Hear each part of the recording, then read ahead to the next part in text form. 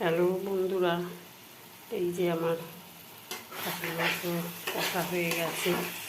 এবার আমি জল দিয়ে আমি প্রেশার কুকারে দেবো।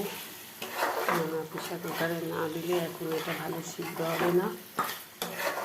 আমি প্রেশার কুকারে দেবো, আর প্রেশার কুকারে রান্না খুব টেস্ট ভালো হয়।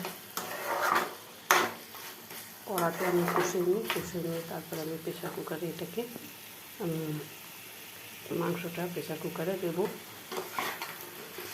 সিদ্ধ করার জন্য। আলু আর মাংসটা প্রেশার কুকারে দিয়ে দেবো সিদ্ধ করার জন্য। এই আমার হয়ে গেছে।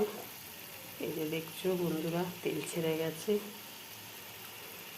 ঠিক আছে, রাখছি।